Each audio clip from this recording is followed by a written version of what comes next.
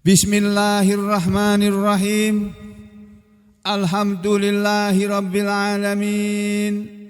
Wassalatu wassalamu ala ashrafil anbiya'i wal mursalin Sayyidina wa habibina wa maulana Muhammad wa ala alihi wa ashabihi ajma'in.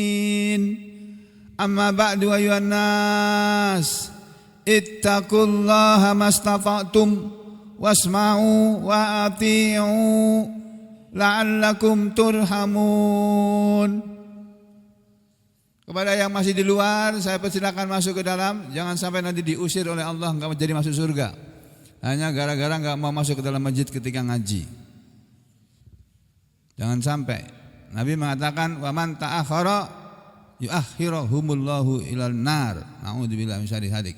Siapa yang suka mundur-mundur ke belakang, nanti Allah undurkan dia sampai terjerumus ke dalam neraka. Sebetulnya dia mau masuk surga.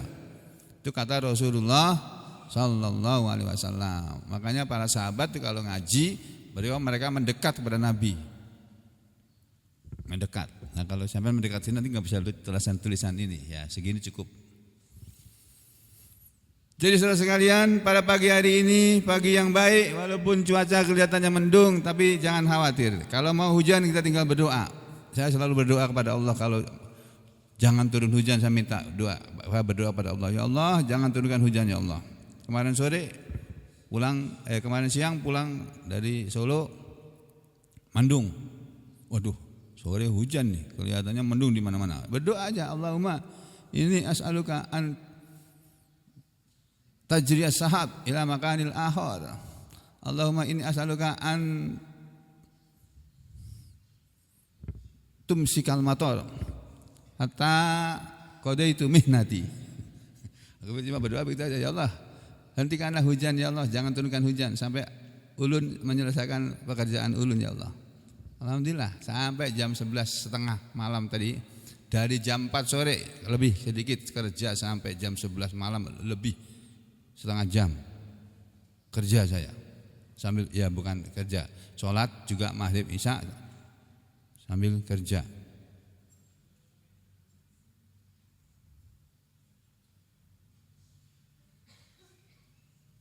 Enggak capek, enggak ngantuk, alhamdulillah. Dan tidak hujan, dan tidak turun hujan, alhamdulillah.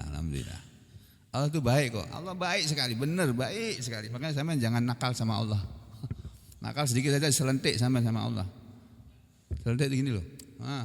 Kalau Allah jangan nyelentik orang itu, manusia ini habis itu seluruh hartanya itu sebentar saja. Sama Allah jangan sekali-sekali nakal. Nurut aja, patuh, taat. Allah kalau sudah sayang sama orang, sayang benar. Dan Allah tuh cintanya tidak mau dimadu. Enggak mau dimadu Allah. Kalau manusia cinta sama Allah harus cinta sama Allah benar-benar. Dan tidak boleh dimadu dengan anak, dengan istri, dengan suami, dengan apa saja enggak mau. Nah, kalau ibu-ibu boleh dimadu, walaupun enggak manis, pahit madunya. Ya, ibu-ibu jangan marah kalau dimadu, berdosa nanti. Tapi kalau enggak kuat, lakinya jangan enak-enaknya aja mau main madu-maduan, jangan. Lakiannya juga harus paham, enggak boleh bermadu kalau belum punya ilmunya, enggak boleh. Kalau punya ilmunya benar, punya istri 2 itu ngalih Pak, katanya sudah pernah menjalani ya. Jadi satu aja dimakan nggak habis-habis kok ya. Punya istri 1 aja dimakan tuh nggak habis-habis kan? Dalam tanda petik dimakan itu dalam tanda petik, jangan diartikan kayak makan pisang goreng itu jangan. Bapak-bapak, ibu-ibu dan saudara sekalian, para muslimin dan muslimat rahimakumullah. Pada pagi yang baik ini mari kita kembali meluangkan waktu, sebagian waktu dari kehidupan kita ini untuk membaca ayat-ayat Allah, ayat-ayat Al-Quran yang sangat penting untuk kita ketahui sebelum mengetahui ayat-ayat yang lainnya. Ayat-ayat yang sedang kita bicarakan ini saudara sekalian harus paham benar-benar, jangan salah paham, jangan gagal paham. Ayat yang membicarakan tentang masalah dunia dan akhirat. Karena ada sebagian muslimin yang salah paham tentang dunia. Karena mereka mengetahui ada sebuah hadis yang mengatakan hadis Nabi itu. Mereka bilang itu hadis Nabi padahal sebetulnya bukan hadis. Ada sebuah kalimat yang berbunyi i'mal lidunyaka ka'annaka ta'ishu abada wa'mal li akhiratika ka'annaka tamutu ghadan. Itu bukan hadis Nabi, tapi itu ucapan Imam Ali bin Abi Thalib radhiyallahu an. Jadi ucapannya Ali bin Abi Thalib, bukan hadis Nabi, perkataan Imam Ali. Dan perkataan itu disalahpahami oleh masyarakat muslim di Indonesia. Setahu saya dulu, nggak tahu kalau sekarang. Waktu saya ngaji di awal-awal saya mengaji sekitar tahun 82, 81, 80 lah. Sekitar tahun 80, 81, 82 sekitar itu. Saya masih mahasiswa kedokteran tingkat 3 atau tingkat 4. Kelas 3 atau kelas 4. Kalau sekarang semester 6 atau semester 8. Itu terkenal tuh hadis itu, dibacakan di mimbar-mimbar di tabligh-tabligh akbar. Para penceramahnya mengatakan, saudara-saudara sekalian, Islam mengajarkan kepada kita untuk seimbang antara dunia dan akhirat. Islam mengajarkan kita agar kita harus imbang dalam memandang kehidupan masalah dunia dan masalah akhirat. Harus imbang antara kehidupan dunia dengan akhirat. Jadi Islam tidak mengajarkan hanya mengajarkan untuk akhirat saja, tapi juga mengajarkan tentang masalah dunia. Itu artinya kata mereka, Islam mengajarkan bahwa urusan dunia dan urusan akhirat harus seimbang kata mereka. Dari mana ucapan itu diambil? Dari perkataan yang tadi saya sampaikan. Ada sebuah kalimat yang terkenal, ada sebuah kalimat yang populer di tahun sekitar 82, 80 atau 80 sampai 82, saya tidak ingat persis karena saya memang ingatannya enggak begitu tajam, enggak seperti para sahabat Nabi. Jadi saudara, dulu ada kalimat yang berbunyi i'mal lidunyaka, yang artinya itu kalimat dalam bahasa Arab yang artinya dalam bahasa Indonesia, i'mal beramallah kamu lidunyaka untuk duniamu, ka'annaka seolah-olah kamu ta'ishu abada. Ta'ishu kamu hidup abada, selama-lamanya, abadi. Beramallah kamu, berbuatlah kamu untuk duniamu seolah-olah kamu hidup selama-lamanya. Wa'mal li akhiratika, dan beramallah kamu, berbuatlah kamu untuk akhiratmu, ka'annaka seolah-olah kamu tamutu ghadan, kamu mati besok pagi. Jadi menurut mubaligh yang terkenal ini, berbuatlah kamu, beramallah kamu, bekerjalah kamu untuk duniamu seolah-olah kamu hidup selama-lamanya, dan bekerjalah kamu, beramallah kamu, berbuatlah kamu untuk akhiratmu seolah-olah kamu mati besok pagi. Itu kalimat itu disalahpahami begini. Kata si mubaligh ini tadi, mubalighnya terkenal di Solo, sudah meninggal beliau, enggak usah disebut namanya. Jadi ini hadis ini menerangkan kepada kita bahwa Islam mengajarkan urusan dunia dengan akhirat itu harus seimbang, kata mereka. Kata dia, saudara, itu bukan begitu maksud kalimat itu. Nomor satu, itu kalimat bukan hadis Nabi, tapi itu ucapan Imam Ali bin Abi Thalib radhiyallahu an. Itu kalau saya tidak salah ingat juga, nanti sedang dicari ini ya. Kalau dicari di hadis ini nggak ada, berarti betul. Saya punya bukunya itu, ada buku yang memuat sebuah buku ditulis oleh seorang ustadz dari Jawa Barat, judulnya hadis-hadis dhaif. Salah satunya hadis yang tadi itu, yang dia sebagai hadis padahal bukan hadis itu. Jadi kalimat yang berbunyi bekerjalah kamu, beramallah kamu, berbuatlah kamu untuk duniamu seolah-olah kamu hidup selama-lamanya, dan bekerjalah, berbuatlah, beramallah kamu untuk akhiratmu seolah-olah kamu mati besok pagi. Itu tidak menunjukkan bahwa Islam mengajarkan kepada kita untuk menyeimbangkan antara dunia dengan akhirat. Bukan. Salah itu, pemahaman yang salah. Nanti saya jelaskan. Jadi itu hanya menerangkan bahwa Islam mengajarkan kepada kita ini disuruh bekerja atau berbuat, beramal untuk keperluan dunia kita, dan kita juga disuruh bekerja, beramal, berbuat untuk urusan akhirat kita. Jadi itu ucapan itu menunjukkan kepada kita Islam menghargai pekerjaan orang, perbuatan orang, amal perbuatan orang, baik itu urusan dunia maupun urusan akhirat. Kedua-duanya diajarkan oleh Allah dan oleh Rasulullah SAW melalui Al-Quran dan hadis. Kita disuruh bekerja, baik itu kerjaan kita urusan dunia maupun urusan akhirat. Kita disuruh beramal dengan amalan tentang amalan-amalan dunia dan amalan-amalan akhirat. Amalan dunia itu amalan muamalah, amalan hubungan antar manusia, antara seseorang dengan kedua orang tuanya, antara seseorang dengan saudaranya, antara seseorang dengan tetangganya, antara seseorang dengan atasannya, antara seorang murid dengan gurunya, antara seseorang dengan siapa saja.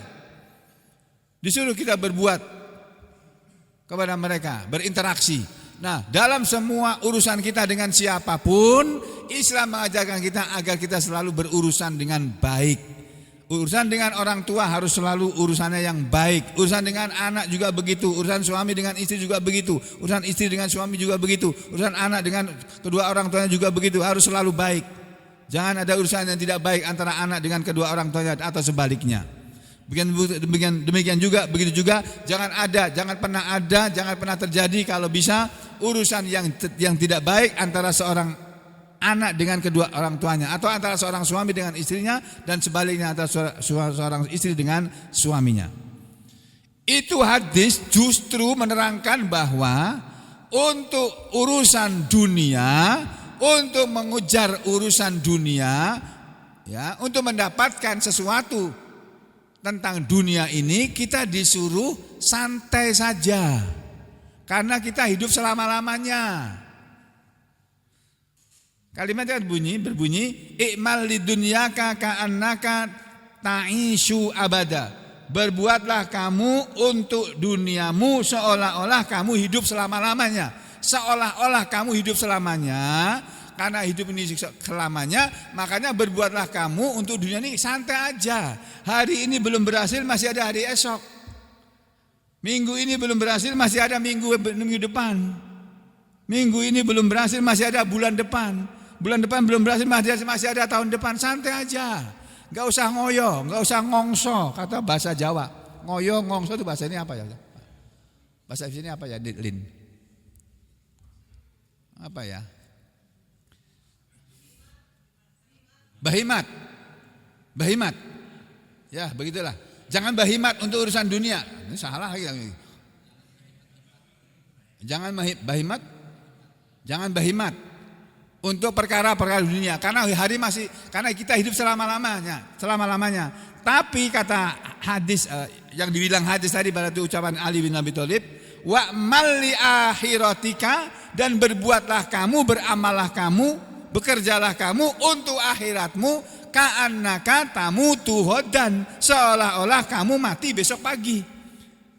Seolah-olah kita ini mati besok pagi ini. Jadi tinggal hari ini kita hidup. Nah, kamu bekerja untuk urusan akhirat tuh jangan santai-santai. Besok pagi kamu udah mati kok. Kamu harus serius. Gitu maksudnya, Pak. Jadi tidak bisa diartikan seimbang. Bagaimana mau seimbang? Besok pagi kita mau mati kok, tinggal sehariannya kita nih harus bekerja untuk akhirat kita, mengejar akhirat kita. Jadi ini dimatiin semua ini, ada gini. Ya, karena beberapa hari nggak dimatiin, jadi begini biasa kita matiin semuanya aja dulu. Nih.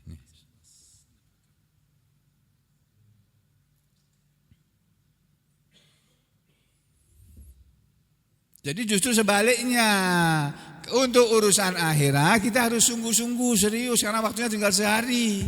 Jangan santai. Ini belum selesai. Kamu hidupin semuanya dulu. Bantikan semuanya, hidupin lagi. Jadi harus justru sebaliknya, untuk urusan akhirat kita harus sungguh-sungguh. Jangan santai, karena besok pagi udah mati, nggak ada kesempatan lagi.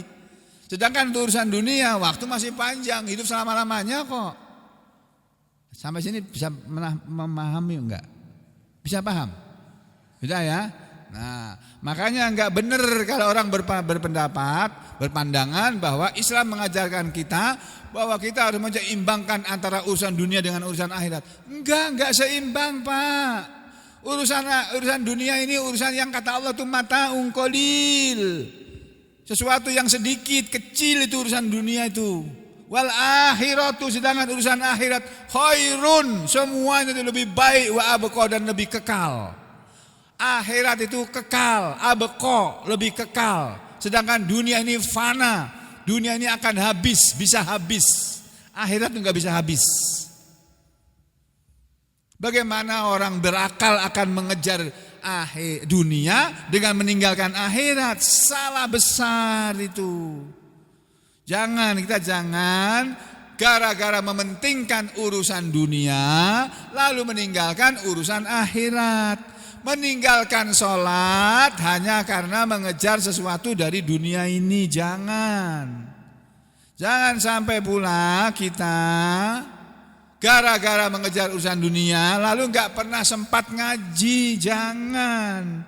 Sempatkan waktu dalam hidup kita ini untuk mengaji. Walaupun enggak harus jadi ahli ilmu agama, enggak harus. Tapi paling tidak mengerti ajaran agama. Gitu loh. Nah, ajaran agama yang penting diantaranya adalah surat Al-Isra, surat yang ke-17, ayat berapa kemarin? 18 ya? 18 ini. Ini yang sedang kita pelajari. A'udzu billahi minasyaitonir rajim. Man kana yuridul ajilata ajjalna lahu fiha ma nasha'u liman nurid. Thumma ja'alna lahu jahannama yaslaha madhmuman madhura. Barang siapa yang adalah dia menginginkan kehidupan dunia ini dengan segera, kami pasti menyegerakan kepadanya di dunia ini apa yang dia inginkan, sesuai dengan apa yang kami kehendaki, bagi siapa yang kami kehendaki. Jadi siapa yang dalam hidup ini menginginkan kehidupan dunia, kata Allah, kami akan segerakan kepada dia. Kamu mau apa? Mau dunia ini, ku kasih kamu, kata Allah. Tapi kalau kamu mengejar dunia ini saja, hati-hati. Di belakangnya ayatnya berbunyi, tsumma ja'alna lahu jahannama yaslaha madhmuman madhura. Kemudian kami jadikan untuk dia neraka jahanam yang dia akan memasuki neraka jahanam itu dalam keadaan tercela, dalam keadaan terusir. Sebaliknya, waman aradal akhirata wa sa'alaha sa'iyaha wa huwa mu'min faulaika kana sa'yuhum mashkura. Waman, dan siapa saja yang aroda, dia menghendaki, dia menginginkan al-akhirata, akhirat. Dan barang siapa yang menginginkan akhirat, barang siapa atau siapa saja yang dalam hidup ini menginginkan akhirat, mau mencari akhirat, wasa'a, dan dia sudah berusaha laha untuknya, untuk berusaha kepadanya, sa'yaha, dengan sebenar-benar usahanya, wa huwa mu'min, dan dia orang yang beriman, faulaika, maka itulah mereka yang kana adalah sa'yuhum, usaha mereka, mashkura, diterima kasihi, disyukuri. Kita lihat terjemahan ayat ini dari Kementerian Agama RI. Ya, silakan dibuka Al-Quran Kementerian Agama RI, terjemahnya ya, dan 2 ayat yang saya baca tadi. Ini ayat yang pertama. Mangkana yuridul ajilata, barang siapa menghendaki kehidupan yang segera, maksudnya kehidupan yang sekarang ini, kehidupan duniawi maksudnya. Ajalna lahu fiha, maka kami segerakan baginya di dunia ini. Ya. Ajalna, mana tadi ayatnya ini? Nah, ini. Kami pasti segerakan, ajalna lahu fiha, kami pasti menyegerakan untuk dia di dunia ini apa yang dia inginkan, dia kehendaki. Tetapi kalau kamu mengejar dunia, kamu gak bisa mendapatkan seperti yang kamu kehendaki, gak bisa. Contohnya misalnya sampai kerja, begawe, pengen dapat gaji 1 juta, 5 juta atau 10 juta sebulan. Kalau pekerjaannya gajinya gak segitu, ya gak bisa dapat. Ya enggak. Jadi pegawai negeri aja, gajinya itu pegawai negeri, bukan pegawai negeri, kalau guru saya bilang pegawai ngeri. Pegawai negeri itu bukan pegawai negeri, pegawai ngeri. Ngeri gajinya, ngeri kelakuannya. Nah, enak jadi pegawai swasta kayak Pak Edi nih, bagus nih Pak, teruskan aja Pak, jangan pernah melawan jadi pegawai negeri. Anaknya yang gak usah digiring jadi pegawai negeri, gak usah. Terus dididik jadi instruktur itu aja Pak. Kayak Pak Bang Edi nih, Lina segala itu, dan yang lain-lain juga ini. Pegawai negeri itu selama Indonesia negaranya masih mengolahnya caranya seperti ini, gak akan pernah makmur, adil makmur, aman sentosa, gak ada itu. Itu cuma slogan aja. Yang ada gak adil dan gak makmur, dan tidak aman dan tidak sentosa. Yang ada Agus Santosa. Oh, orangnya gak ada malahan. Jadi saudara sekalian, Allah bilang, Allah berfirman, Allah berkalam, siapa saja yang menginginkan kehidupan dunia ini, kami pasti segerakan untuk dia di dunia ini apa yang dia inginkan. Tetapi manasya, sesuai dengan apa yang kami kehendaki. Enggak sesuai dengan apa yang kamu kehendaki. Liman nurid, bagi siapa yang kami kehendaki. Enggak semua orang yang mengejar dunia akan dapat dunia. Yang dapat ya yang Allah kehendaki untuk dapat. Enggak semua orang yang kepingin jadi presiden akan jadi presiden. Enggak, hanya orang yang Allah kehendaki saja yang bisa jadi presiden. Enggak semua orang yang jadi gubernur akan jadi gubernur. Enggak semua yang orang kepingin jadi bupati, wali kota akan jadi bupati atau wali kota. Ya orang yang Allah kehendaki jadi saja yang akan jadi. Gitu loh Pak. Enggak semua orang yang pengen jadi pegawai negeri akan jadi pegawai negeri. Enggak semua orang yang pengen jadi polisi. Enggak semua orang yang pengen jadi tentara akan jadi anggota TNI. Enggak, sesuai yang kami kehendaki. Kalau Allah kehendaki ya jadi, kalau enggak ya enggak. Sampai sini paham? Nah, begitu ya. Tapi kalau kita mengejar dunia, kita enggak dapat akhirat. Enggak dapat. Karena sibuk dengan dunia ini, enggak sempat sholat, enggak sempat ngaji. Sibuk terus.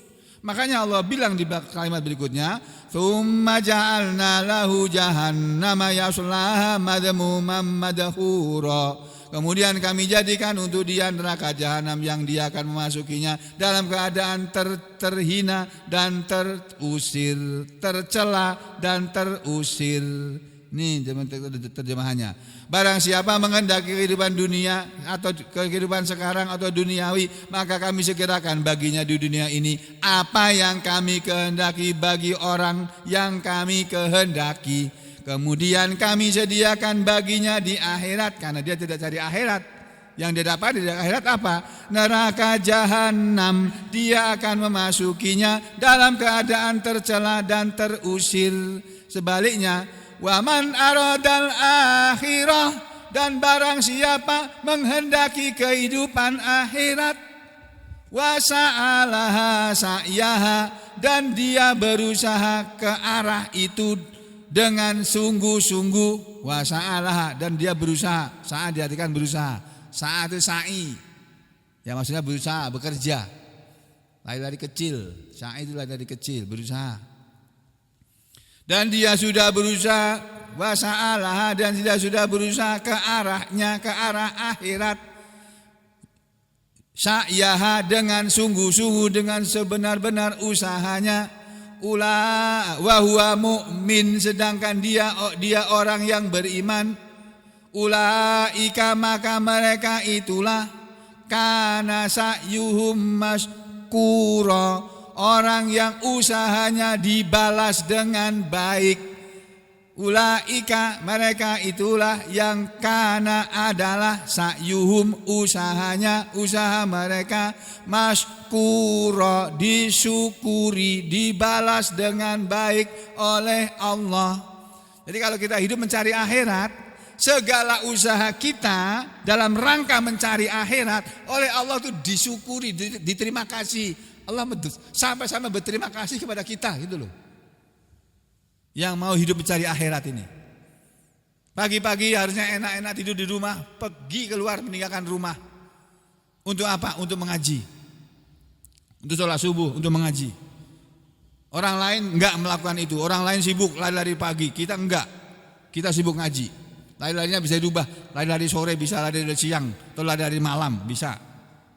Kalau mau. Kalau enggak lari-lari di rumah juga bisa. Habis ngaji. Ya. Begitu. Jadi ini ayat ini Pak, kedua ayat ini diterangkan oleh para ulama ahli tafsir sebagai berikut. Sekarang kita lihat tafsirnya. Ayat yang ke-17 18 kemarin sudah. Ya, kita lihat tafsir yang pertama kemarin yang biasa kita pakai di sini adalah kitab tafsir Al-Baghawi. Nah, ini. Tentang ayat 18 sudah dijelaskan kemarin. Nah sekarang tentang ayat yang ke-19. Ini kemarin keterangannya. Mangkana yuridul ajilah. Siapa saja yang dia adalah orang yang menghendaki sesuatu yang segera, yakni ad-dunya, dunia. Siapa yang hidupnya mencari dunia, menginginkan dunia.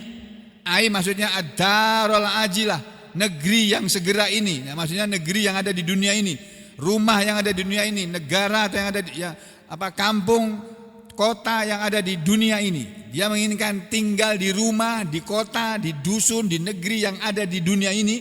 Kami segerakan kepada dia. Nih, kepada dia. Di dunia ini apa yang kami kehendaki.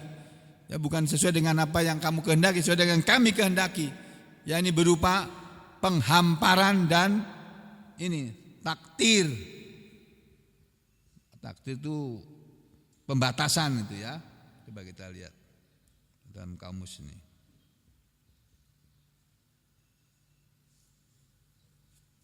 Ini takdir.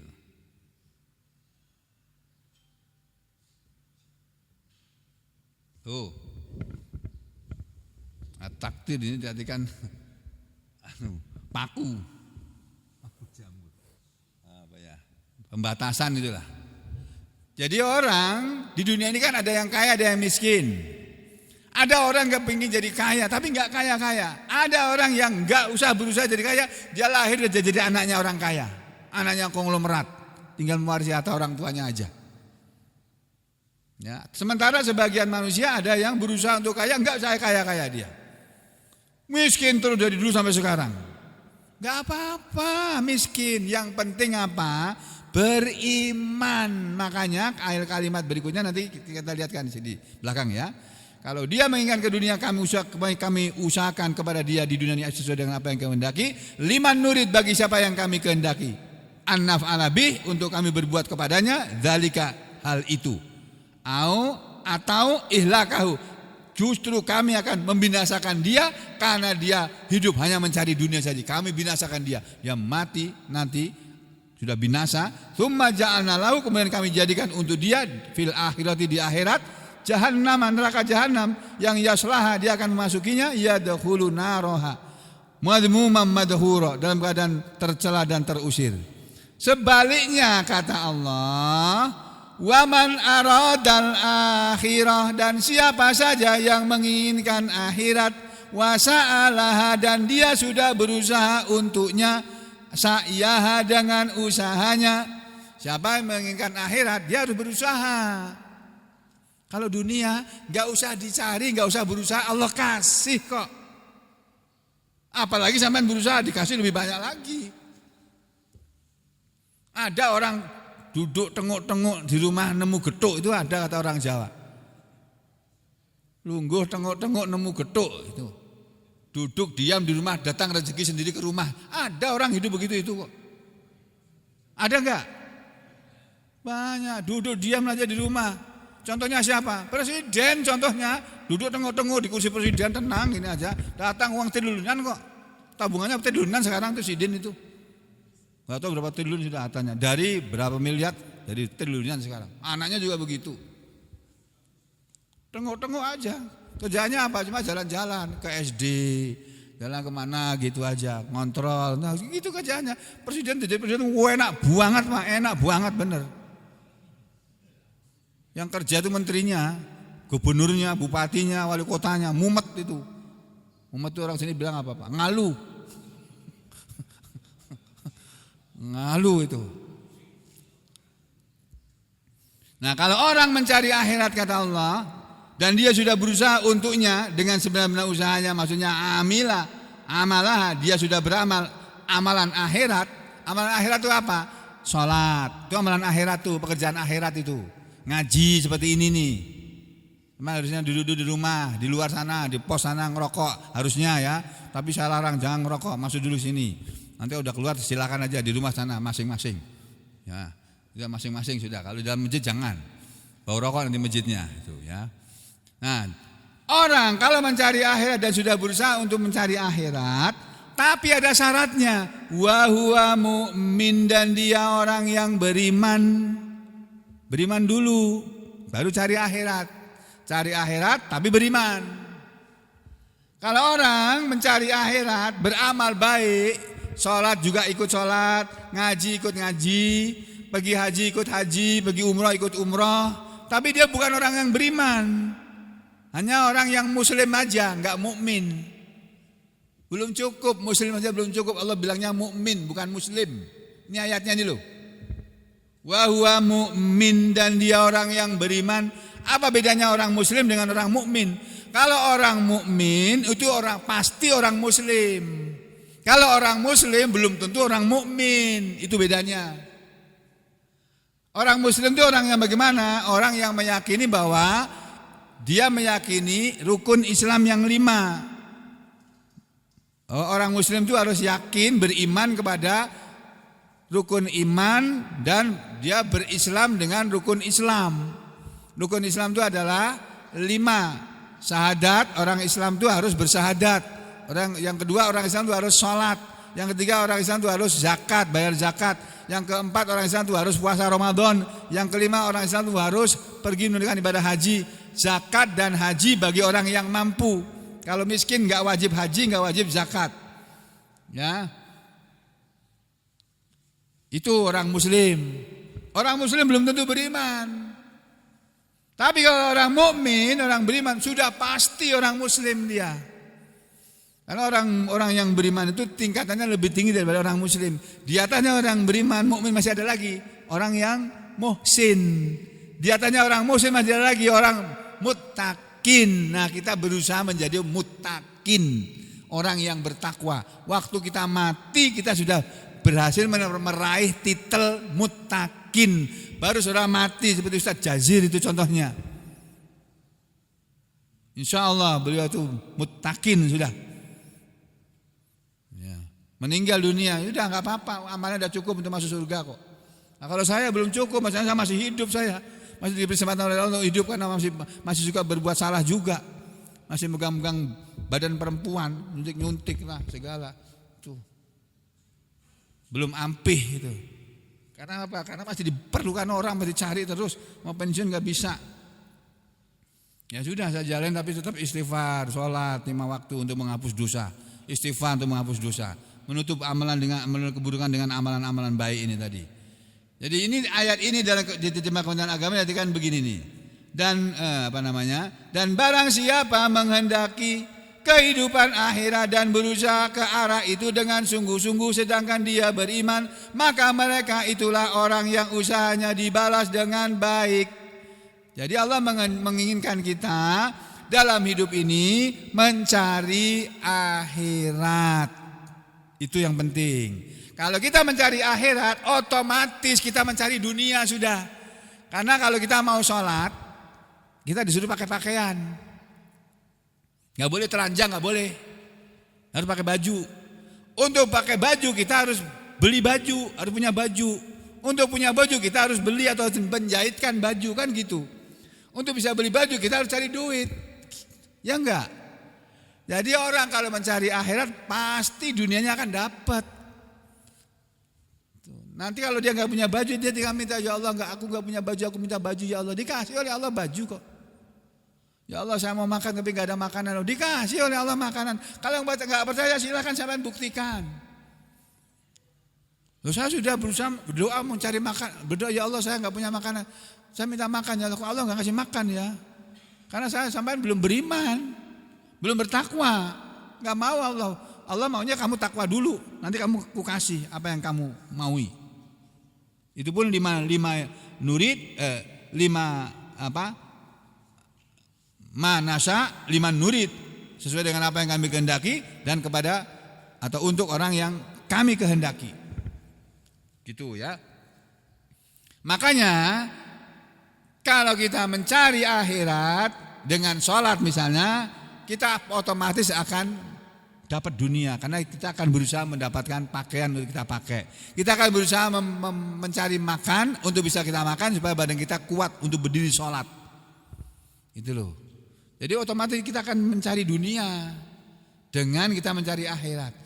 Tapi kalau orang hidup hanya mencari dunia saja, sudah pasti akhiratnya nggak dapat. Dia nggak pernah sholat, kok mau dapat akhirat bagaimana? Nggak pernah ngaji, bagaimana dapat akhirat? Ilmu untuk mencari akhirat itu ada di pengajian, ada dalam kajian-kajian Al-Quran dan hadis. Itu loh Pak. Nanti di belakang dijelaskan lagi nih. Kullan numiddu haula'i wa haula min ata'i rabbik, dan seterusnya. Tapi nanti besok pagi insyaallah. Ini saya mau jelaskan ayat yang ini supaya enggak salah paham. Kita harus perhatikan ayat yang lain ya. Ini loh, ayat yang kemarin saya sampaikan, ayat yang terdapat dalam surat Al-Qasas. Surat yang ke-28 ayat 77 yang kemarin saya bahas itu ya. Yang kemarin pada 2-3 hari yang lalu disampaikan. Surat Al-Qasas ayat 77 dan sekelilingnya ini berbicara tentang cerita Fir'aun dan Qarun. Fir'aun itu siapa? Itu lambang kekuasaan. Qarun itu siapa? Lambang pengusaha sukses, lambang konglomerat. Qarun kerjasama dengan Fir'aun. Dia punya duit banyak karena diberi kekuasaan oleh Fir'aun untuk mengerjakan usahanya. Kalau sekarang ya konglomerat itu lambangnya Qarun. Penguasa lambangnya presiden dan menteri-menterinya. Atau raja dengan menteri-menterinya, perdana menterinya kalau zaman dulu. Fir'aun itu raja, Haman itu perdana menterinya. Nah, apa namanya? Ali Fir'aun, keluarga Fir'aun, ada orang-orangnya Fir'aun itu. Ya di bawahnya menteri ada macam-macam sudah itu. Ada gubernur, bupati, wali kota dan sebagainya. Nah kalau kita menjadi presiden jangan meniru Fir'aun. Jadi perdana menteri atau jadi menteri jangan meniru Haman. Tirulah pemimpin seperti Nabi Muhammad SAW, seperti Raja Sulaiman, Nabi Sulaiman, Raja Daud, Nabi Daud alaihi salam. Gitu loh ya. Ini ayat ini berbicara tentang Fir'aun dan Qarun. Dulu diceritakan dalam ayat-ayat ini ya. Ini ayat 76. Inna Qaruna kana min qaumi Musa. Sesungguhnya Qarun adalah orang yang termasuk kaumnya Nabi Musa. Qarun itu hidup di zaman Nabi Musa. Orang kaya raya ini Qarun ini. Fabagha alaihim, maka Qarun telah berbuat melampaui batas terhadap kaumnya Nabi Musa. Wa atainahu, dan kami sudah memberi kepadanya minal kunuz, dari berbagai perbendaharaan harta. Jadi diberi oleh Allah Qarun itu kekayaan yang luar biasa, kekayaannya yang digambarkan dalam ayat ini. Apa yang kami berikan kepada Qarun itu berupa inna sesungguhnya mafatihahu kunci-kunci lemari tempat penyimpanan hartanya kalau dikumpulkan dalam satu peti latanuu sungguh pasti memberatkanlah dia bil usbati kepada sekelompok orang ulil kuwati yang mempunyai kekuatan. Jadi harta kekayaannya Qarun saking banyaknya lemari-lemari tempat penyimpanan harta kekayaan Qarun berupa uang emasnya, uang peraknya, perhiasan emasnya, perhiasan peraknya dan segala macamnya perhiasan. Dikumpulkan dalam berangkas atau lemari-lemari yang kuncinya kalau dikumpulkan dalam suatu peti dipikul itu yang bisa memikul 8 orang yang kuat-kuat. Itu baru kunci lemarinya. Lah jumlah lemarinya berapa itu? Suatu ketika Qarun itu pawai keliling kota, mau menunjukkan kekayaannya kepada masyarakat di kota itu, di negara di kerajaannya Fir'aun itu. Pamer keliling kota. Terus orang-orang di pinggir jalan melihat, aduh enaknya jadi seperti Qarun ya, uangnya banyak sekali ya, sama seperti orang yang sekarang suka flashing atau suka pasang status itu loh, itu selfie lah apakah disebar di medsosnya itu, pamer kekayaannya itu. Qarun dulu begitu, dia memamerkan kayaknya keliling kota. Orang-orang sepanjang jalan mengatakan enaknya jadi Qarun tuh. Apa kata sebagian kaum yang lebih bisa? Idz qala lahu qaumuh, ketika itu berkatalah kepada Qarun kaumnya Nabi Musa. Di antara kaumnya Nabi Musa ada yang beriman.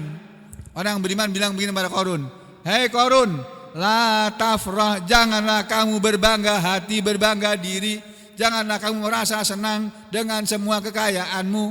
Innallaha, sesungguhnya Allah la yuhibbu, tidak menyukai, tidak mencintai al-farihin, orang-orang yang berbangga-banggaan, yang membangga-banggakan dirinya." Ini di surat di Al-Quran halaman berapa ini Pak? Apa? 394. 394.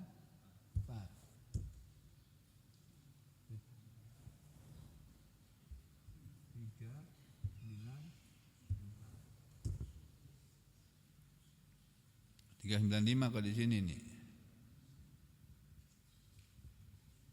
Nih ya, saya tunjukkan terjemah Kementerian Agama. Bagaimana Kementerian Agama menerjemahkan ayat 77-76 ini. Ini 76 ini. Sesungguhnya Qarun termasuk kaumnya Nabi Musa, tetapi dia berlaku zalim terhadap mereka, dan kami telah menganugerahkan kepadanya perbendaharaan harta yang kunci-kuncinya sungguh berat, dipikul oleh sejumlah orang yang kuat-kuat. Menurut cerita Nabi Muhammad SAW, 8 orang yang gede-gede badannya kuat-kuat, mikul baru terangkat itu petinya. Terus idz qala lahu, ingatlah ketika kaumnya Nabi Musa berkata kepada Qarun, la tafrah, janganlah engkau terlalu bangga dengan hartamu. Innallaha la yuhibbul farihin, sesungguhnya Allah tidak menyukai orang yang membanggakan diri. Makanya kita jangan suka membanggakan diri kita. Berterima kasih kepada Allah kalau kita diberi uang yang banyak, penghasilan yang banyak, mudah mencari uang, bersyukur, berterima kasih. Caranya berterima kasih bagaimana? Gunakan uang itu untuk yang baik-baik. Jangan digunakan untuk berbuat maksiat atau berbuat kejahatan dengan rezeki yang Allah berikan. Kemudian setelah itu nasihat berikutnya ini, wabtaghi fima ataqallahu daral akhirah, dan carilah pahala negeri akhirat dengan apa yang telah dianugerahkan Allah kepadamu. Wala tansa nasibaka minad dunya, tetapi janganlah kamu lupakan bagianmu di dunia. Ini ayat yang menyuruh kita mencari dunia untuk akhirat. Gitu loh Pak. Jangan Pak, jangan salah paham. Kita boleh jadi presiden, boleh, tapi tidak disuruh, tidak harus jadi presiden. Kalau Allah tadikan jadi presiden, jadilah saudara presiden yang baik, yang memikirkan rakyatnya yang miskin-miskin itu terutama. Jangan mikir yang sugih-sugih. Yang sugih-sugih nggak usah dipikirin, mereka sudah bisa hidup sendiri itu. Yang miskin itu yang diperhatikan. Mengadakan program MBG, jangan percaya sama anak buah. Kontrol itu. Ternyata banyak kejadian yang aneh-aneh dalam program MBG. Ada yang makanannya beracun lah, yang bikin muntah-muntah lah. Ada yang diisi katanya CHN apa benar apa enggak, wallahu a'lam bishawab. Makanan tercampur racun. Ada yang basi, ada macam-macam. Ada yang usul Pak Presiden, jangan digitukan. Kasih aja kepada, ujukan aja duit saja, udah kasih kepada orang-orang yang miskin itu uang aja, biar mereka beli makanan sendiri. Nyaman itu. Gak semua orang perlu makan kan, kadang-kadang duit bisa dipakai untuk macam-macam. Nah, tapi ya sudah terlanjur dibikin begitu. Nih, carilah pahala negeri akhirat dengan apa yang telah dianugerahkan Allah kepadamu, tapi janganlah kamu lupakan bagianmu di dunia dan berbuat baiklah kepada orang lain sebagaimana Allah telah berbuat baik kepadamu, dan janganlah kamu berbuat kerusakan di bumi. Sungguh Allah tidak menyukai orang-orang yang berbuat kerusakan. Allah enggak suka orang berbuat kerusakan, termasuk merusak hutan. Allah enggak mau. Hutan di Aceh sana apa? Dirusak. Ya sudah. Hujan deras menimpa Aceh, tenggelam itu hampir seluruh kabupaten kota Aceh itu. Gubernur sampai nangis gubernurnya. Gimana ini? Mau minta bantuan dari luar negeri enggak boleh. Loh gimana sih? Aneh ini. Padahal biasanya begitu ada bencana, ditangani bencana nasional, udah negara tangga akan kirim bantuan itu. Ada lagi menteri yang bilang, ini apa bantuan ini gak ada gunanya. Kamu dibantu orang malah bilang gak ada gunanya. Udah sampai sini aja dulu, menyinggung orang banyak nanti. Aku lu qauli hadza astaghfirullah li wa lakum. Allahumma taqabbal minna innaka antas samiul alim wa tub alaina innaka antat tawwabur rahim. Wa sallallahu ala Muhammadin wa ala ali Muhammad walhamdulillahi rabbil alamin.